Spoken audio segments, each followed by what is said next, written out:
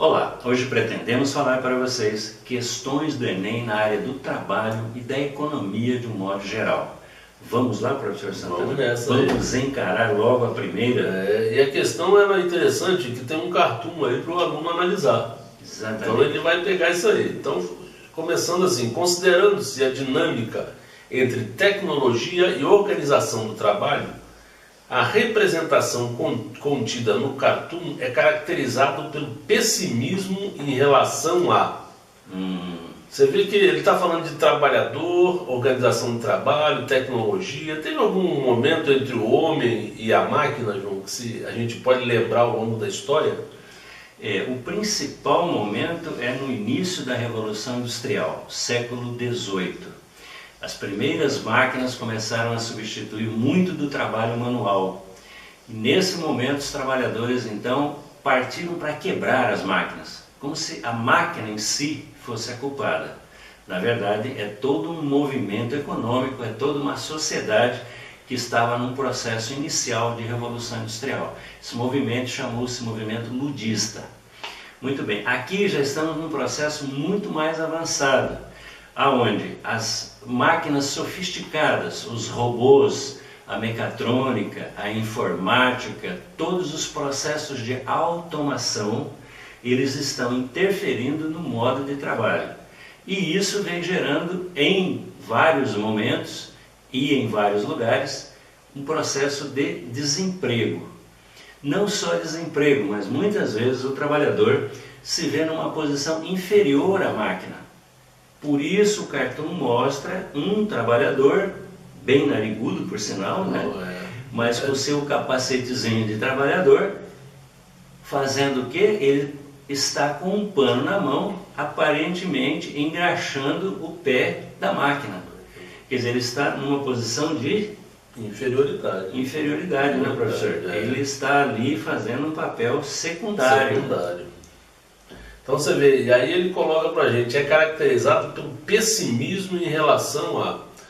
Não dá para ele sair quebrando robô hoje, como ele fez no movimento ludista. Então o que ele vai ficar? O sentimento dele é de pessimismo, porque ele não vai conseguir enxergar essa ideia de progresso. Certo. Quer dizer, o progresso é bom, mas eu vou ficar desempregado? Que ideia é essa aí? Maluca, a ideia de progresso para ele é péssima, né? Então o correto seria a letra A, né, João? Letra A que diz... Ideia de progresso. Ideia de progresso. Então a ideia de progresso, ela tem várias facetas. O que a escola hoje ainda ensina muito pouco para o nosso aluno é essa capacidade crítica de analisar, não ver só um dos lados, né? Há várias vertentes aqui. Temos que analisar com calma, né, professor? É verdade. Mas a mensagem é muito clara, né? No fundo ali, o que a gente vê, professor? A gente vê máquinas, robôs trabalhando, andando, né? Então, quer dizer, fica bem caracterizado a ideia de progresso, só que a diminuição do trabalhador. Por isso o pessimismo é bem claro nessa questão aí, né? Não tem como o trabalhador não achar que vai ser péssimo para ele, né? Não tem como não achar, né? E as previsões são de que cada vez mais robôs estarão participando da produção e inclusive invadindo as casas das pessoas. Invadindo no sentido de tomar o lugar dos trabalhos domésticos. Né, Santana? Beleza, então o correto é a letra A, né? Ok. Então vamos para a próxima questão que fala o seguinte: ao deflagrar-se a crise mundial de 1929, a situação da economia cafeeira se apresentava como se segue. A produção que se encontrava em altos níveis terá que seguir crescendo, pois os produtores haviam continuado a expandir as plantações até aquele momento. Com efeito, a produção máxima seria alcançada só em 1933, ou seja, no ponto mais baixo da depressão, como reflexo das grandes plantações de 27 e 28. Entretanto, era totalmente impossível obter crédito no exterior para financiar a retenção de novos estoques, pois o mercado internacional de capitais se encontrava em profunda depressão e o crédito do governo desaparecera com a evaporação das reservas. Você vê que o texto é longo, né? É longo. Mas a gente tem que fazer passo a passo, né, João? Então a gente está falando aí da crise de 1929. Que foi a maior crise até os dias de hoje do sistema capitalista mundial. Quebrou mesmo, foi o crash da Bolsa de Nova York. Crash é quebra, então veio abaixo mesmo o sistema. E o Brasil, na época, era grande exportador de café. Tínhamos praticamente um produto só de exportação. Isso. E os nossos latifundiários, os nossos fazendeiros, que eram chamados barões do café. Barões do café, ou seja, tinham um poder político e poder econômico. Então esses barões tinham plantado nos anos anteriores muitos pés de café. Só que o café não dá frutos de um ano para o outro. Ele tem um tempo que ele leva até poder produzir os grãos de café.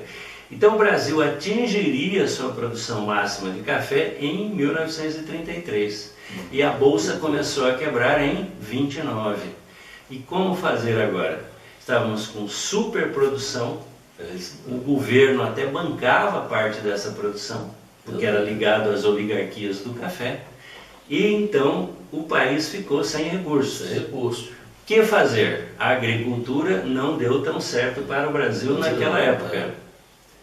E aí partimos então para quê, professor? Então, chegou um ponto assim do governo, porque o governo compra os estoques e armazena. Ele não tem dinheiro, quer dizer, os estoques vão ter que ser feito alguma coisa. Vão se perder. Ou chegamos até a queimar café. Se queimava milhões de toneladas de café, para ver se o preço subia. Então você vê que essa data, 1933, ela é assim, emblemática, né, João? Emblemática. Porque nós tivemos dois momentos da história importantes, né? Que foi o início de tentativa de recuperação dos Estados Unidos através do New Deal. New Deal, guarde essa, muito bem lembrada pelo professor Santana. Era o governo do presidente Roosevelt. E o Roosevelt tentou, então, um plano nacional, aonde o governo americano ajudava a economia com vários projetos, né, professor? Isso. Para ver se erguia. Muito bom. E o outro é lá do outro lado, na Europa, é a ascensão do nazismo. O fascismo e o nazismo estavam em alta porque o sistema econômico mundial tinha quebrado. Então chega num ponto o seguinte, em 1933 tem todo esse processo histórico nos Estados Unidos, na Europa e no Brasil. Mas nem tudo é pessimismo, né, João? Nem vai chegar o momento seguinte, o café caiu, a agricultura caiu, mas alguém tem que elevar-se. É quando a gente tem o início do processo chamado de substituição de importações. Quer dizer, um surto industrial começa no Brasil. Exatamente. A indústria começa a ser tocada no Brasil. E por quê? Porque as pessoas que tinham capital acumulado do café vai jogar na indústria, ele não vai arriscar no café. Então começa todo um processo de industrialização do Brasil. Então vejam como é que é interessante, né? Aparece quem? A figura do Estado, para incentivar o processo de industrialização. E de que forma o Estado incentivou, professor Santana? Então, nós temos várias formas, né? Por exemplo, criando as leis, né? Organizando as leis, porque os trabalhadores saem do campo e vão para as cidades. Então tem que ter leis que organizam esse trabalho urbano.